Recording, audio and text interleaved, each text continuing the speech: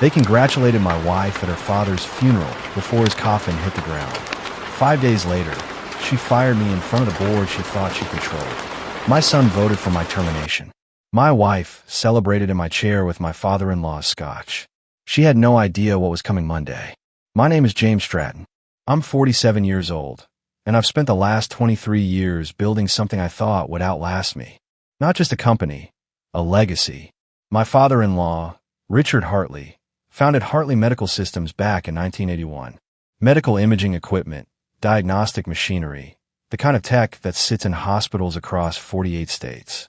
When I married his daughter Victoria in 2001, I was a systems engineer with a Stanford degree and enough hubris to think I could revolutionize the industry. Richard saw something in me, said I reminded him of himself at 30. He wasn't sentimental about much, but he believed in competence. And I was competent. By 2007, when the company needed capital to survive the financial collapse, I didn't just write a check. I restructured the entire operation, renegotiated supplier contracts, streamlined production, cut overhead by 38% without laying off a single floor worker. Richard called it magic. I called it math. We survived when 3 of our competitors went under. Victoria took credit for supporting the family business. She'd been running the marketing department, which mostly meant approving ad campaigns other people created and attending gallery openings with potential clients. We have 2 kids. Brandon's 22, works in business development at Hartley Medical, his grandfather's idea, not mine. Emily's 19, sophomore at Northwestern studying journalism. Both good kids, though Brandon's got his mother's talent for reading a room and playing to the crowd. Emily's got my stubbornness. Didn't realize how much that would matter until last week. Richard's funeral was on a Thursday. Stage managed like a product launch. Victoria wore Chanel, pearls, that practiced expression of dignified sorrow she'd probably rehearsed in the mirror. The service was at Riverside Memorial, the expensive one with the manicured grounds and the little bridge over the koi pond. 200 people showed up, board members, investors, physicians who'd bought our equipment, politicians Richard had donated to over the years. I counted 14 people who congratulated Victoria before Richard's casket even reached the hearse. 14. Madam CEO, one board member whispered, squeezing her elbow like she'd just won an award. She smiled that corporate smile, the one she used on investor calls. Warm but not too warm. Confident but not arrogant. Practiced. My name wasn't in the program. My chair wasn't in the front row. That was reserved for Victoria, Brandon, and the board chairman. I sat 3 rows back next to Emily, who kept squeezing my hand. She knew. 19 years old, and she could read the room better than her brother ever would. Victoria gave the eulogy. Talked about legacy, vision, the future of Hartley Medical Systems. Never mentioned that I'd save the company. Never mentioned the 70-hour weeks I'd put in, the supplier in Munich I'd flown to meet at 2 in the morning because of the time difference, the production line I'd personally redesigned to cut costs without sacrificing quality. Just legacy, vision, future. After they lowered the casket, people formed a receiving line. Victoria stood at the center, accepting condolences like she was accepting an inheritance, which, I suppose, she thought she was. Brandon stood next to her, playing the dutiful son, shaking hands with the same board members who'd forgotten my contributions. Emily stayed with me. Dad, Emily said quietly, why aren't you up there? Because I wasn't invited, I said. She looked at me, those sharp eyes that missed nothing. What's going on? Nothing yet, I told her. But it will. The unraveling started before Richard's body was cold. Monday morning, I tried logging into my email. Invalid password. I reset it, standard IT protocol. But by noon, my access to the financial databases had been revoked. By Tuesday, meeting invitations I'd sent the week before were mysteriously canceled and rescheduled without notification. People stopped CCing me on email chains I'd started. Wednesday morning, I drove to Hartley Medical's headquarters in Foster City like I had for 23 years. My keycard worked at the main entrance, but when I tried accessing the executive floor, the reader blinked red. Denied. Janet, the security supervisor, looked embarrassed. She'd worked there since 1998. Mr. Stratton, I'm sorry, but your executive credentials are under review.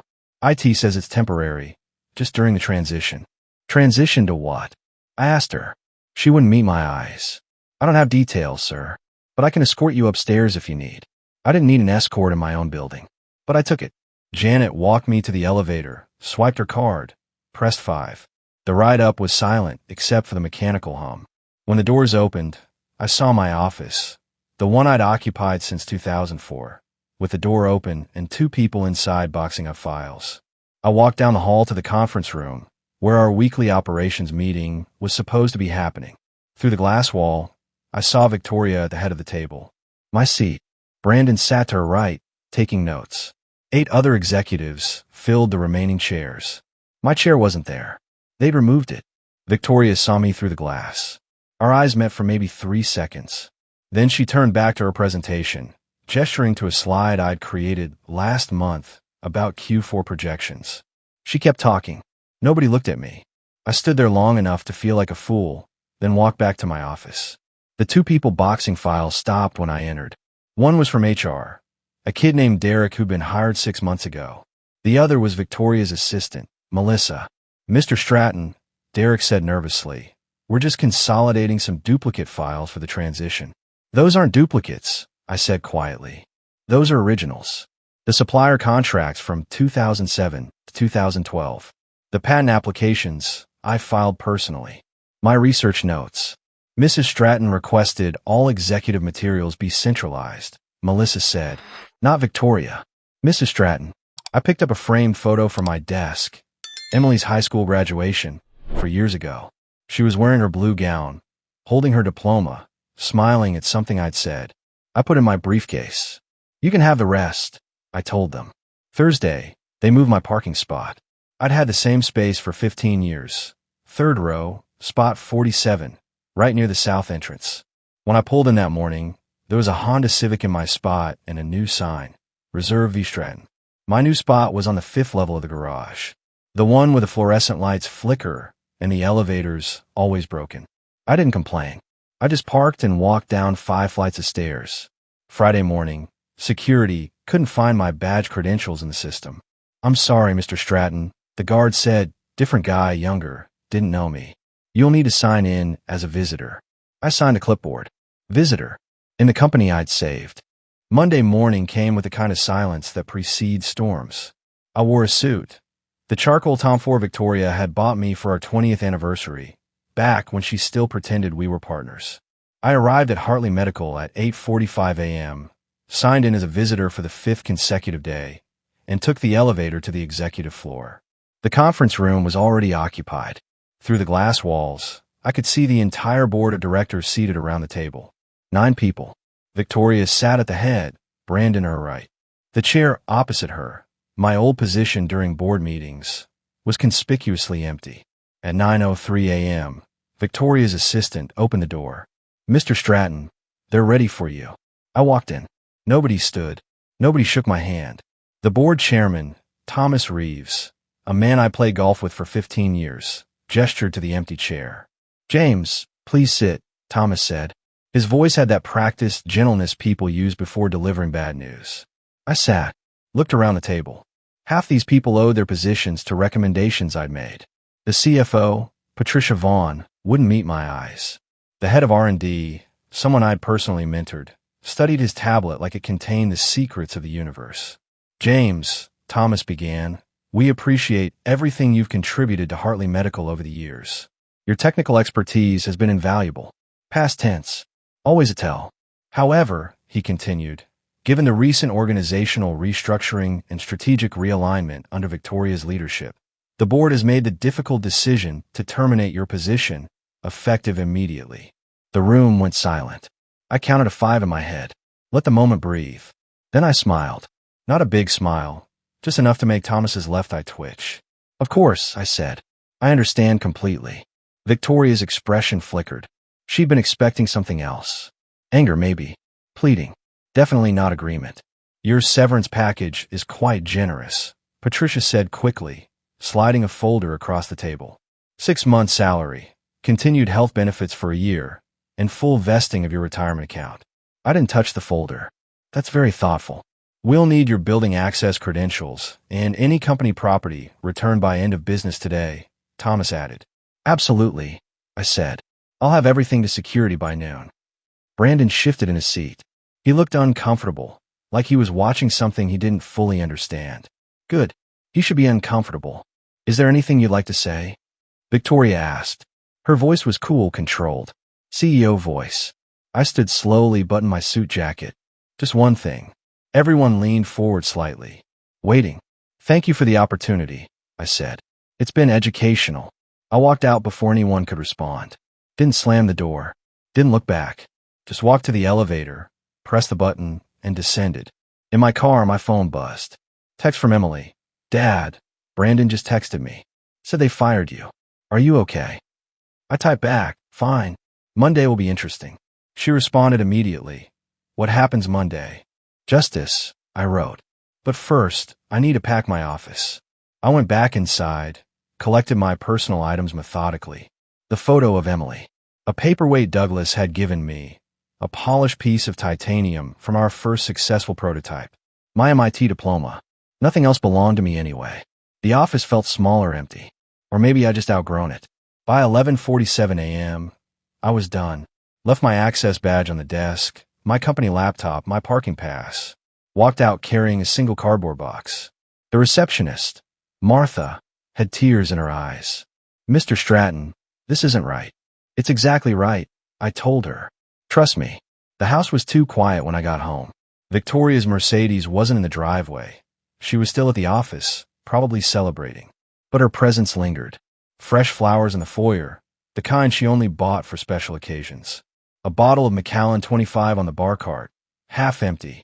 Richard's favorite scotch. She'd been toasting her victory. I walked through the house we'd bought together in 2005. 4,000 square feet in Atherton, backing up to the nature preserve. We'd hosted dozens of company dinners here. Richard had sat in the den every Thanksgiving, drinking bourbon and telling stories about the early days of Hartley Medical. That den was where I found her. Victoria sat in my leather armchair. The Eames I'd bought at an estate sale in 2008. The one she'd always said was too masculine for the room. She'd never sat in it before. Not once in 17 years. She had a crystal tumbler in her hand, 2 fingers of that Macallan. Her shoes were off, her stocking feet tucked beneath her. She looked comfortable, entitled. This is better for both of us, Victoria said without looking up. She swirled the scotch gently.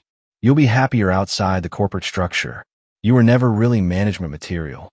I set my box down by the stairs. Is that right? You're brilliant technically, she continued, but you lack vision. Strategy. My father saw it too, toward the end. He knew the company needed someone who could think bigger picture. Your father told you that? I asked. He didn't have to tell me, she said. I could see it. The way he started consulting with me more, including me in board discussions. He was preparing me to lead. I walked toward the stairs. Stopped halfway up, turned slightly. Did you ever wonder why he gave me that office safe? I asked. Her hand paused mid-swirl. What safe? The one in my office. The biometric one. Key to my thumbprint. Your father installed it personally in 2012. Said it was for important documents. Her expression shifted. Not quite concerned, but close. What documents? Victoria asked. The ones you should have read before you fired me, I said. I continued up the stairs, leaving her sitting in my chair with her dead father's scotch, drunk on power she thought was hers. Behind me, I heard the glass clink against the side table. Heard her stand, her stockings sliding on the hardwood. James, she called up the stairs, what documents? I didn't answer, just walked into my study, closed the door, and called Arthur Hastings, Richard's personal attorney, the one who drafted the documents Victoria didn't know existed. Arthur, I said when he picked up. It's time. Monday, he asked. Monday, I confirmed.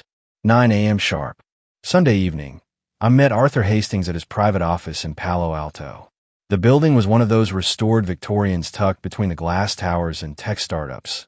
Easy to miss if you didn't know what you were looking for. A brass plate by the door read, Hastings and Associates, Estate Law, in letters so small they discouraged walk-ins. Arthur had been Richard's personal attorney for 43 years. Handled his will, his trusts, the messy divorce from his first wife back in the 80s. When Richard called someone family, it meant something. Arthur was family. He was waiting in his office when I arrived, 71 years old, silver hair, wire-rimmed glasses, wearing a cardigan that had probably been expensive in 1987. A battered leather briefcase sat on his desk like a faithful dog. "James," Arthur said, standing to shake my hand. His grip was firm, steady. "I've been expecting this call for 6 years. Richard told you it would come?" I asked. "He told me exactly when it would come," Arthur replied. "He said, when I'm dead and Victoria fires him, that's when you open the vault." He unlocked the briefcase and pulled out a thick leather binder, the kind with brass corners and a clasp that looked like it belonged in a museum. Then came a sealed envelope, red wax seal, my initials pressed into it. Arthur slid them across the desk. "Everything's intact," he said. "I reviewed it again Friday. Not a single document has been challenged or superseded. Richard was meticulous." I opened the binder. Inside were dozens of documents, organized with colored tabs.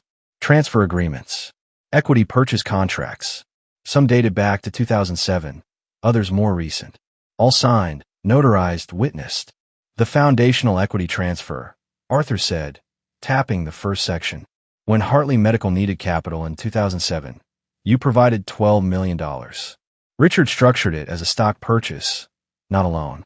29% equity, voting rights included." I remembered that. Victoria had been pregnant with Emily. We'd used my signing bonus from a patent sale, money I'd been saving for a house. Richard had looked me in the eye and said, "This makes you family in the only way that matters." "Over the next 16 years, Arthur continued, "you acquired additional shares through various vehicles. Silent partnerships, custodial accounts, trust structures, all authorized by Richard, all documented." He flipped to another tab. "The marital equity clause. When you married Victoria in 2001, Richard established a spousal protection trust. If the marriage ended, or if there was proven corporate malfeasance affecting family interests, certain shares automatically transferred to the wrong party." "How many shares total?" I asked. Arthur pulled out a spreadsheet, slid it across. Numbers in neat columns. Percentages. Dates. Signatures. 62%, he said. "You control 62% of Hartley Medical Systems voting shares." The room went quiet except for the antique clock on his shelf, ticking like a heartbeat. "She doesn't know," I said. "Nobody knows except you, me, and the trustee at Wells Fargo who manages the holding accounts," Arthur confirmed. "Richard wanted it that way. He called it his insurance policy." "Against what?" "Against his daughter becoming someone he didn't recognize," Arthur said quietly. He loved Victoria, but he saw what she was becoming. Ambitious without substance. Entitled without effort. He told me once, if she tries to erase James, she's erasing the wrong man. I picked up the sealed envelope, broke the wax. Inside was a single sheet of Richard's personal stationery, his handwriting in blue ink. "James, if you're reading this, I'm gone and my daughter has made a terrible mistake. I'm sorry I couldn't fix her. I tried. What I could fix was a company. It's yours now. Don't let her destroy what we built. Richard." I folded the letter carefully, put it back in the envelope. "What's the plan?" Arthur asked. "Tomorrow morning, we file the notice of extraordinary shareholder meeting," I said. "Clause 12C of the corporate bylaws requires immediate board assembly when majority shareholder demands restructuring review. They'll fight it," Arthur warned. "Let them," I said. "The documents are airtight." "You made sure of that."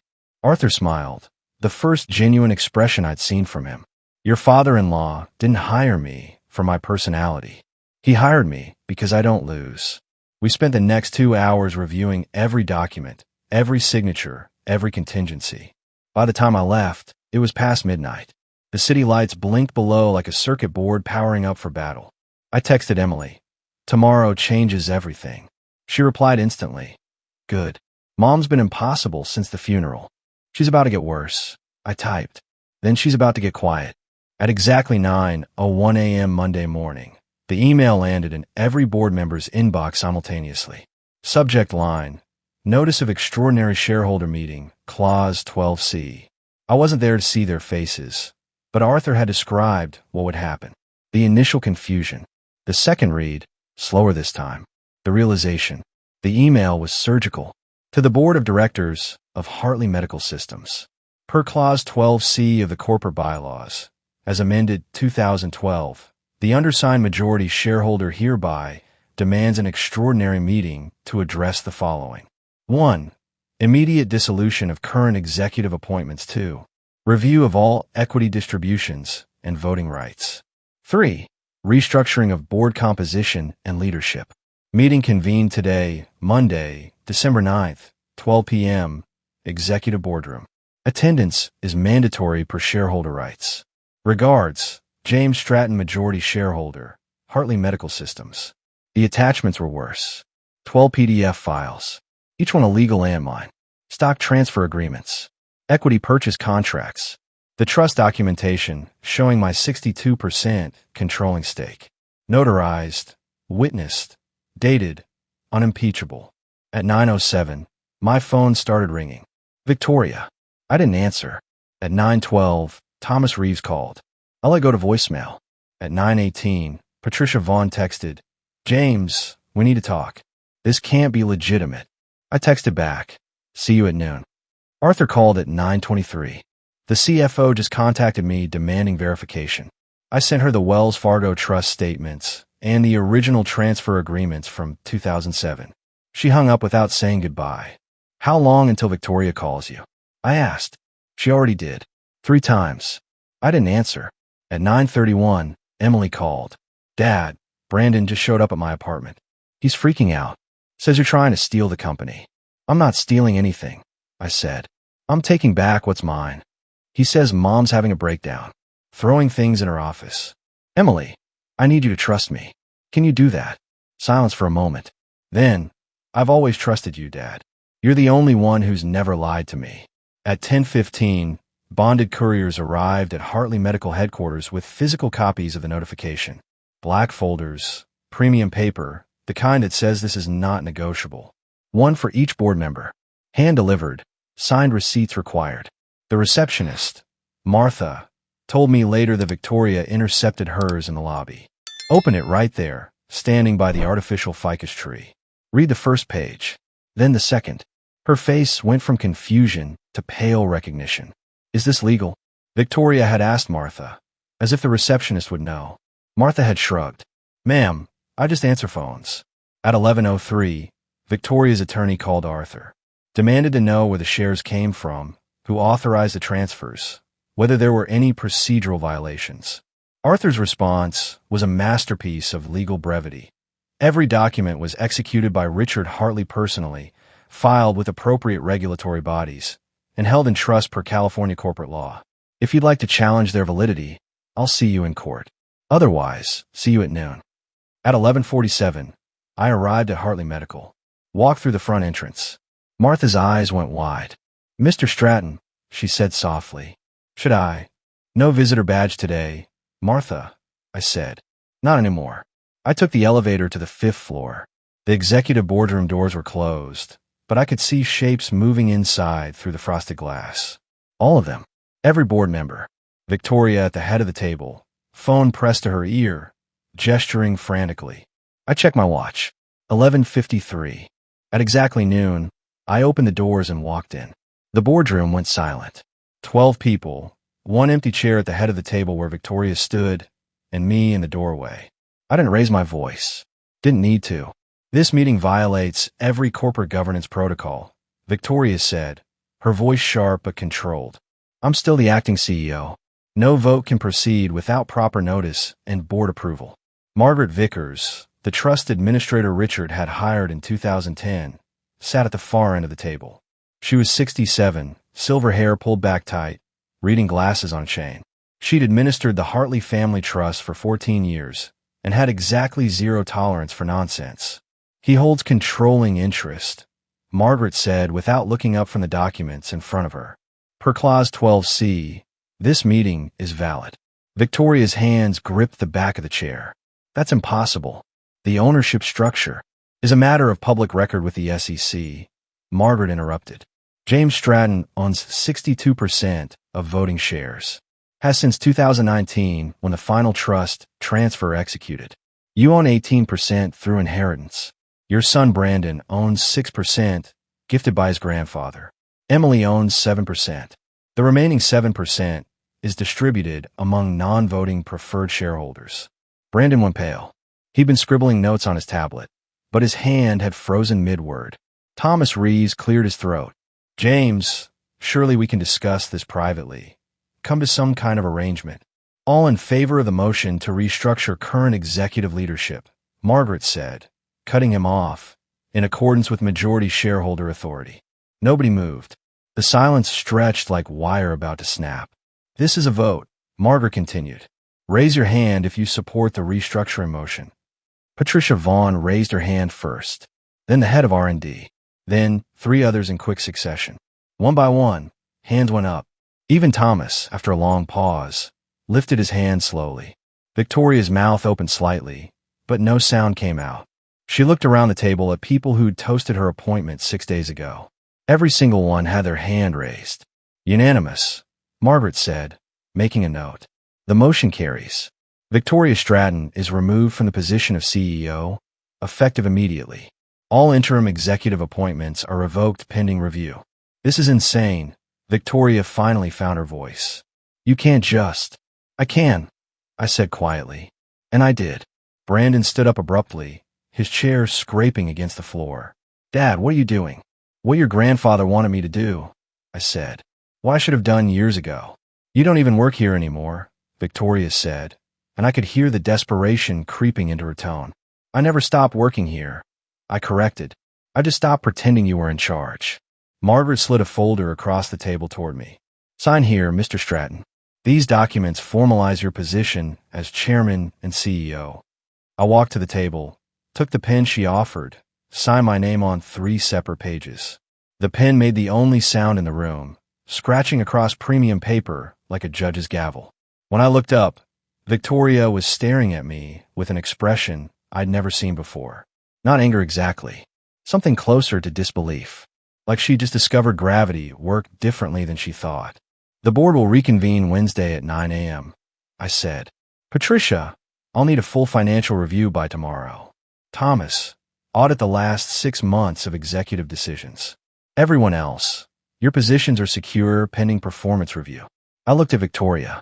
You're welcome to attend Wednesday's meeting as a minority shareholder, but you'll need to sit in the gallery, not at the table. Brandon grabbed his mother's arm. Mom, let's go. Please. For a moment, I thought she might argue, might make a scene. Instead, she picked up her phone and her portfolio, straightened her jacket, and walked toward the door. She stopped next to me, close enough that I could smell her perfume, the same one she'd worn on our wedding day. You planned this, she whispered. All of it. No, I said. Your father planned it. I just executed. She left without another word, Brandon trailing behind her like a shadow. Through the glass wall, I watched them walk to the elevator. Victoria stood perfectly straight, chin up, every inch the CEO she pretended to be. The elevator doors closed, and she was gone. By 4 p.m., the news had leaked. Someone on the board, my money was on Patricia, who'd never liked Victoria, had tipped off a business reporter at the San Francisco Chronicle. The headline hit the website at 4:17. Hartley Medical CO ousted in shareholder coup. Founder's son-in-law takes control.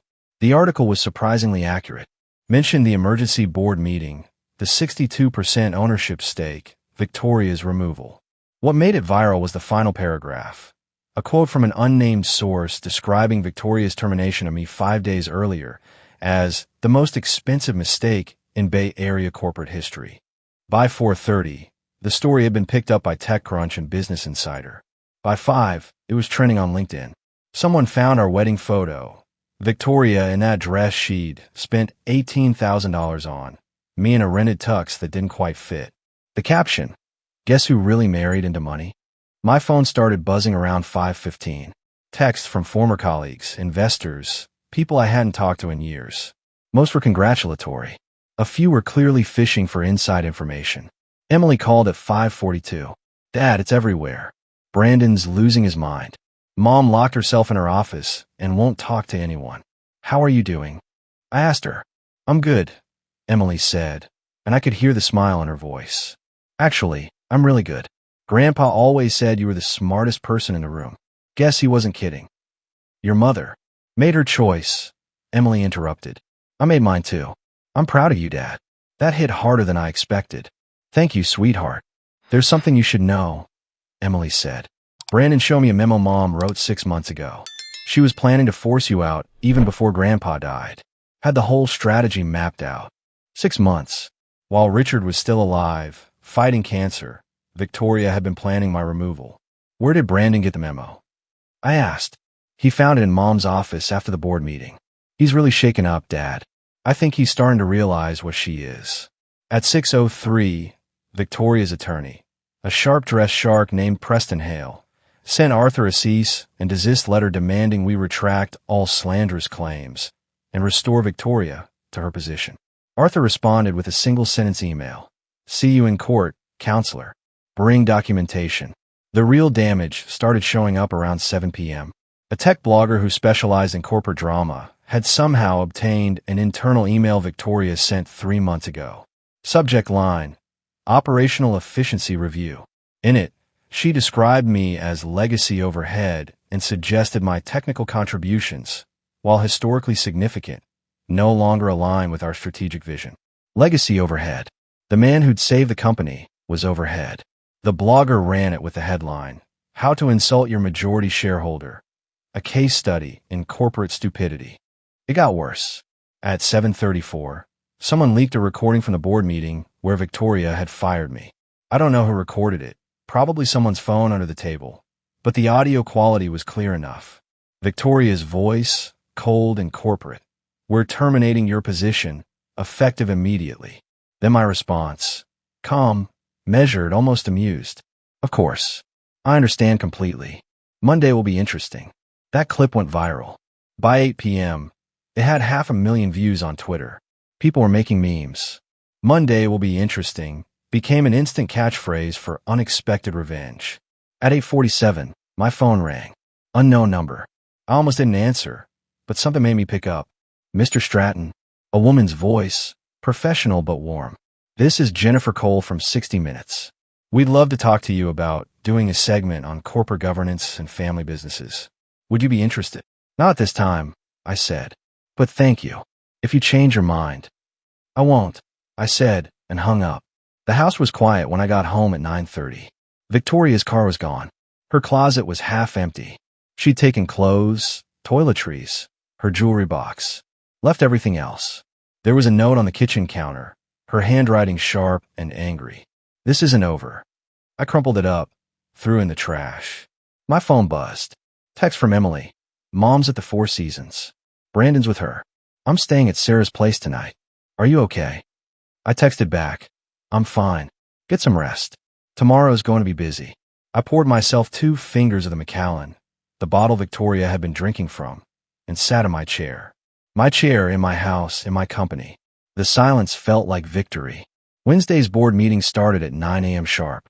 I arrived 15 minutes early, carrying Richard's old leather portfolio, the one he'd used for 40 years, worn smooth at the corners, initials embossed in gold that had faded to bronze.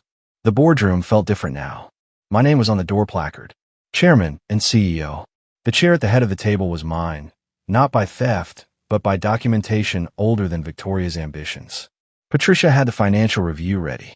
She slid it across the table as board members filed in. 9 people, same faces as Monday, different energy. They knew who was in charge now. Before we begin, I said, I want to address the pension fund. The room went still. Patricia's jaw tightened. Over the past 8 months, I continued, $4.2 million was transferred from the Employee Retirement Fund to a discretionary account labeled Executive Operational Flexibility. Can you explain that, Patricia? She cleared her throat. Those transfers were authorized by the acting CEO as short-term loans to cover cash flow gaps during the transition period. Victoria authorized raiding the pension fund. I asked. She said it was temporary, that the money would be replaced within 60 days. It's been 8 months, I said. Where's the money? Patricia pulled out another folder, slid it to me. Bank statements, wire transfers, a paper trail that led exactly where I thought it would. Victoria had used the pension money to fund consulting contracts with firms that didn't exist. Shell companies. Her personal slush fund. This is embezzlement, Thomas Reeves said quietly.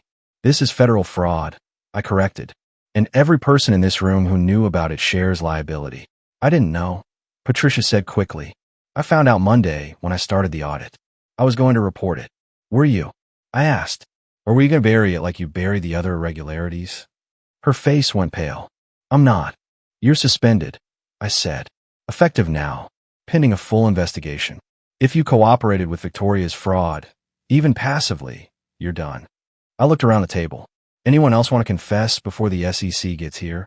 Silence. Good. Here's what happens next. Every dollar taken from that pension fund gets restored by end of week. I'll cover it personally if I have to, but those 300 employees get their retirement back. Second, we're implementing new financial controls. Every transfer over $50,000 requires dual authorization. Third, Arthur Hastings is conducting a full forensic audit going back 2 years. If he finds more dirt, heads will roll. The meeting continued for 90 minutes. We restructured executive compensation, froze all consulting contracts pending review, and established oversight protocols that should have existed years ago. By the time we finished, the board looked exhausted. One more thing, I said as people gathered their things. Brandon Stratton is terminated from his position in business development. He voted to fire me knowing I was majority shareholder. That's either incompetence or complicity. Either way, he's out. Nobody argued. At 11:30, my phone buzzed. Text from Emily. Dad, Brandon just showed up at my apartment. He's a mess. Crying. Saying he didn't know. That mom told him you were just an employee. What should I do? I typed back. He's your brother. Help him if you want.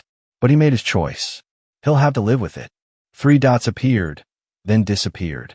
Finally, he said he wants to apologize to you. Tell him I'm at the office, I wrote. If he wants to talk, he knows where to find me. Brandon showed up at 2:15.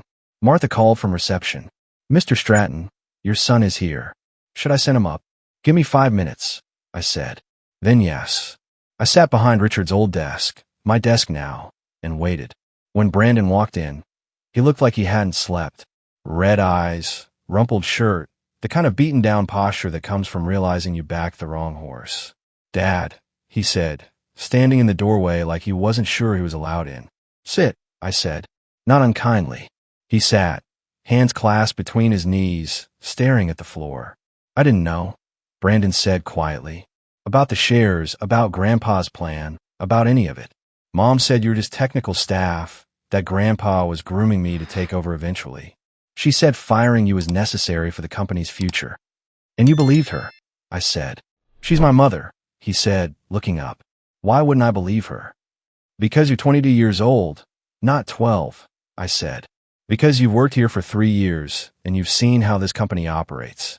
Because you were in those meetings when I presented the R&D strategy, when I negotiated with suppliers, when I saved contracts your mother was about to lose.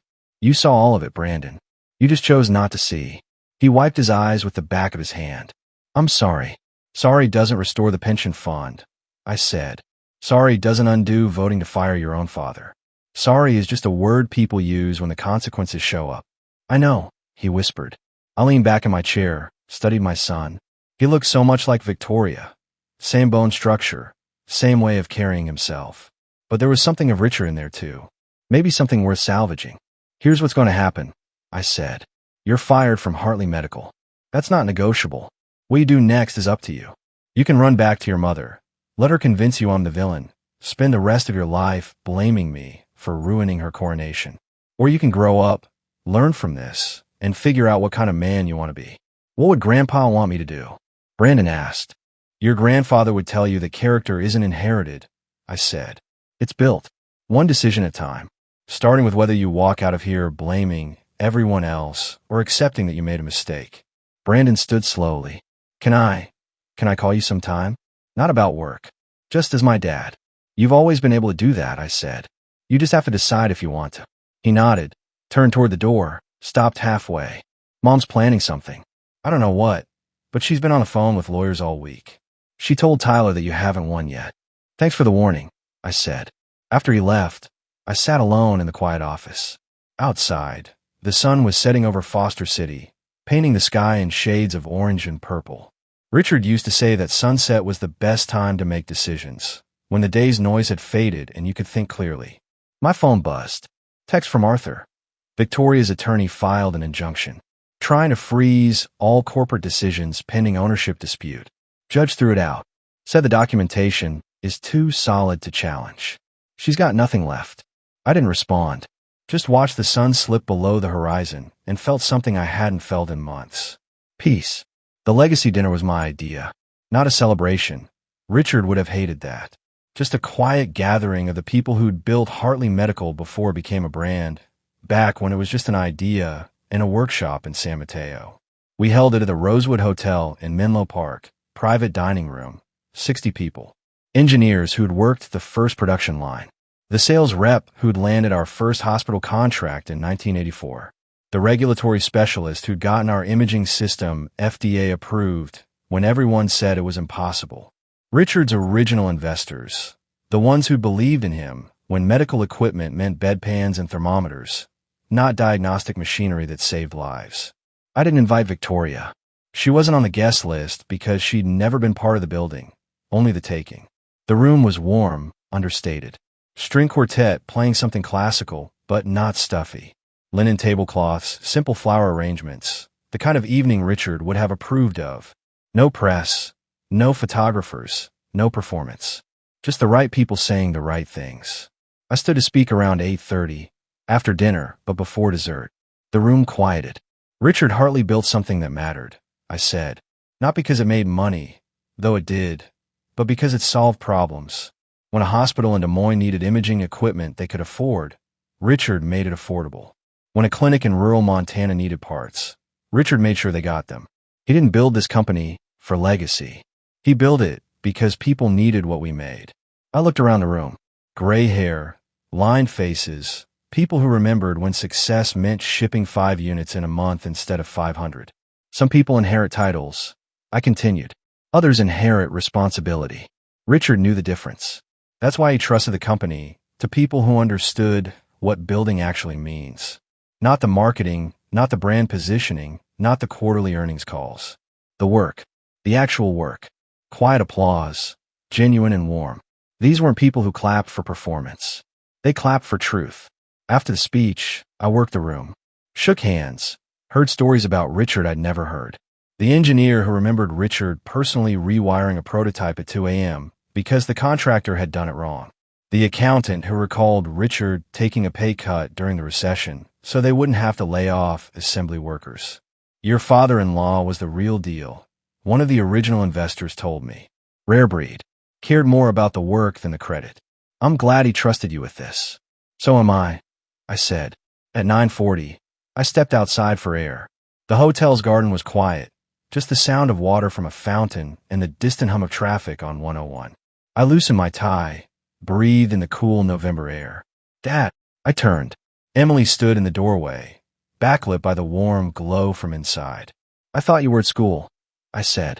I drove down, she said, walking over. Couldn't miss this. Grandpa would have wanted me here. We stood together in the garden, father and daughter, watching the fountain recycle the same water in endless loops. Mom called me today, Emily said. Wanted me to convince you to settle. Said she'd drop all the legal challenges if you gave her a seat on the board and a consulting position. What did you tell her? I told her that Grandpa didn't leave her the company because she never learned to build, only to take. Then I hung up. I put my arm around her shoulders. That was harsh. That was honest. Emily corrected. There's a difference. Inside, the quartet started playing again. Someone laughed, the sound carrying through the open door. What happens now? Emily asked. With the company, with Mom, with everything. Now we build, I said. Same thing we've always done. We make equipment that works, we pay our people fairly, we honor the pension fund, and we remember why Richard started this in the first place. And Mom, your mother has 18% of a company she tried to steal, I said. She'll get dividends, attend shareholder meetings, and live comfortably. But she'll never run Hartley Medical. That ship sailed the day she fired me. Good, Emily said quietly. We walked back inside together. The party continued until just past 11, people drifting out in pairs and small groups, promising to stay in touch, to remember the old days, to honor what Richard had built. By 11:30, it was just me and Arthur Hastings, sitting in the empty dining room with cold coffee and the satisfaction of a job well done. Richard would be proud. Arthur said. Richard made this possible, I said. I just followed his instructions. You did more than that, Arthur countered. You protected what he built. That's worth something. 8 months later, Hartley Medical announced its most profitable quarter in company history.